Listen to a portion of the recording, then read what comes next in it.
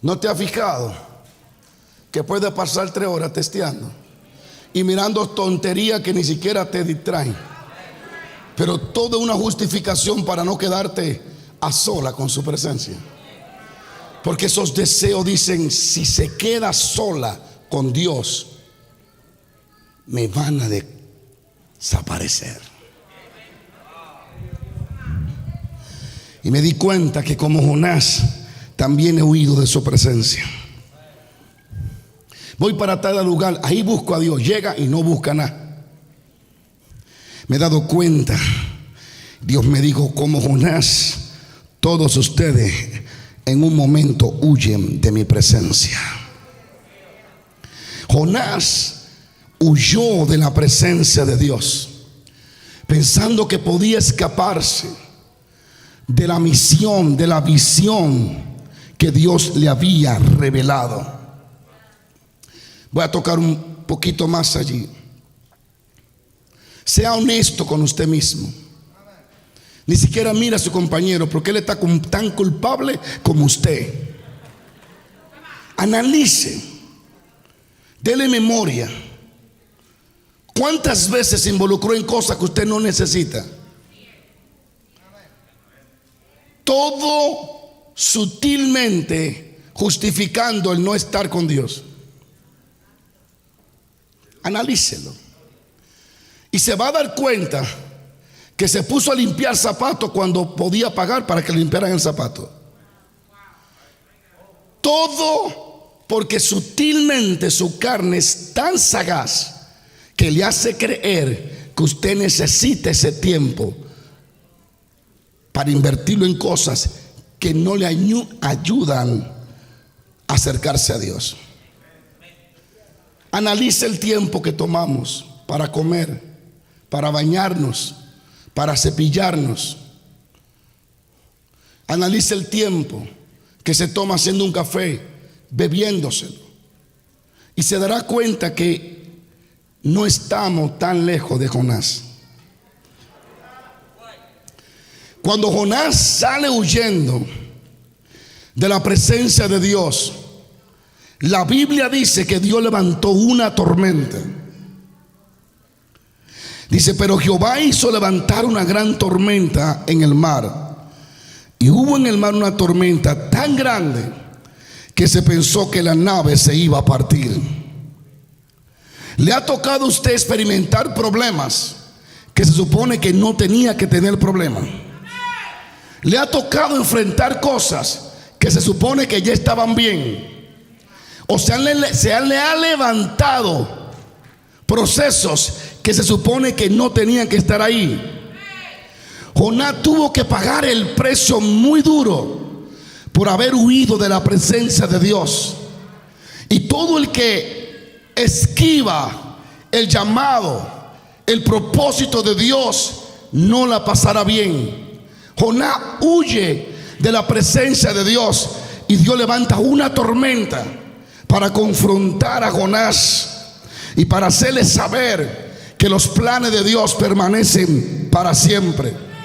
Cuando estaban en medio de esa tormenta, dice que los integrantes que iban allí y el capitán invocaron a todos sus dioses y ninguno de sus dioses respondió.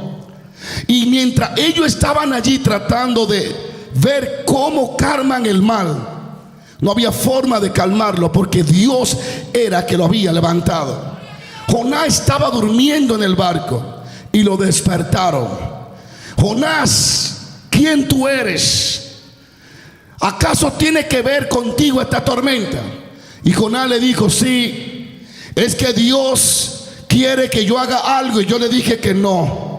Y así que yo pagué mi pasaje, huí de su presencia, pero veo que Él no ha huido de mí. Veo que aún en mi desobediencia me persigue. Veo que aún en mis deseos desviados, el deseo de Dios me alcanzó todavía. Vi que a pesar de lo que yo decidí, ya Dios había establecido una decisión. Hay alguien que entienda que los recursos de Dios están por encima de los nuestros. Hay alguien que entienda que la soberanía de Dios está por encima de nuestro libre albedrío, y que aunque estemos en caminos incorrectos, el camino de Dios nos va a alcanzar. Y aunque a veces tomamos decisiones que no teníamos que tomar, el destino de Dios en nuestras vidas será revelado. Hay alguien que diga amén. Y le dice: Él es el Dios de los cielos, de la tierra y del mar. Y entonces el capitán entró en miedo y se dio cuenta que encontró al verdadero Dios, al Todopoderoso, Emasaya. Y le dice el capitán: ¿qué hacemos? Y Jonás le dijo: échenme en el mar, tal vez me ahogo. Jonás no sabía que Dios tenía un pez preparado. Mire lo rebelde de este profeta. Prefería morirse que decirle al capitán: devuélvete para atrás para yo ir a Jope y hacer lo que Dios dice. Él le dijo: tírame al mar. Yo pensaba que yo había tenido miembros rebeldes, pero Jonás le ganó a todos. Se levanta una tempestad y aún así no entiende. Y le dice: ¿sabe lo que ustedes tienen que hacer? Ahóguenme. Claro, porque tiraste en el medio del mar con una tormenta. ¿Quién te salva? Ahóguenme, asesínenme, tírenme. Y ellos: no, pero ¿cómo hacemos eso? Tírenme y usted verá que se va a calmar. Porque cuando él vea que no, que el profeta se ahogó, ya él no tiene más profeta en este barco. Y Jonás prefería morirse que devolverse. ¿Sabe cuántas personas saben que ya no son los mismos espirituales, pero prefieren seguir antes de devolverse? Por eso la Biblia dice: paraos en los caminos. Es un momento donde tienes que pararte. Un momento donde tienes que detenerte y decir: esto no está funcionando. No estoy como debo de estar. La unción no está fluyendo. El negocio no está igual. Este matrimonio, algo no está funcionando. Es tiempo de pararse en los caminos y preguntar al Espíritu Santo por dónde andar. Alguien contó de un libro que leí de un pastor. Él se montó en una canoa para surfear. Yo surfeaba en ola y entendí lo que él dijo. Cuando tú estás surfeando en el mar, en las playas, en mi país hay muchos surfistas en eso.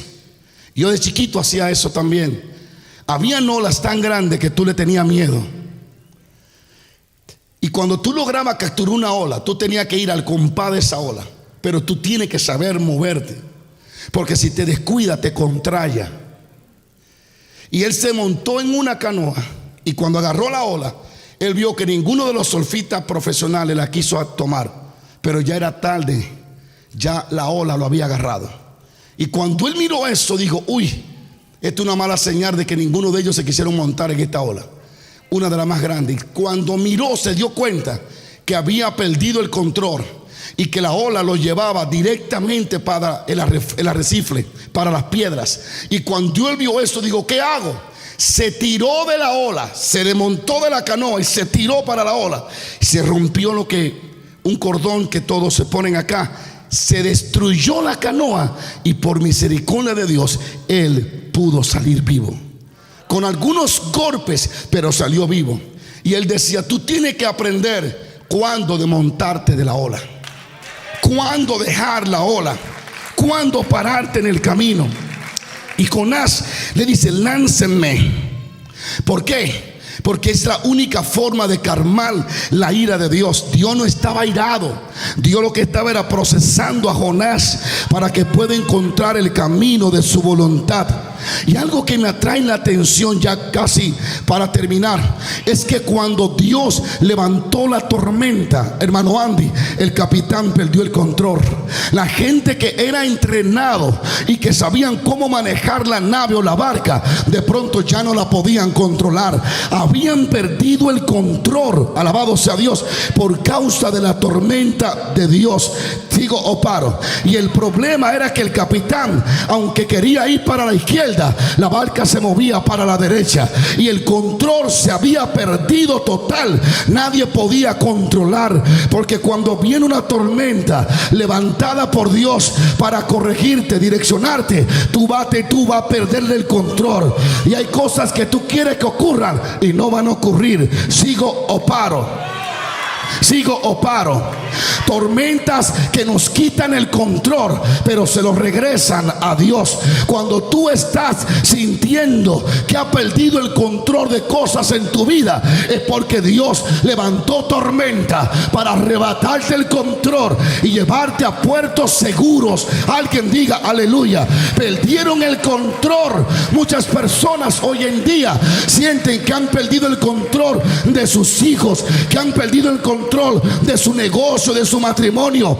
Algunos han perdido el control aún de sus sueños. Tienen insomnio, no pueden dormir, no saben cómo acostarse o levantarse. Alabado sea Dios. Algunos han perdido el control de su cuerpo, pero le tengo noticia: Dios va a tomar el control, porque Él te va a llevar al lugar donde Él te necesita para que sea de utilidad. Yo vine a hablarle a alguien hoy que ha dicho: Jehová, tú toma el control de mi vida.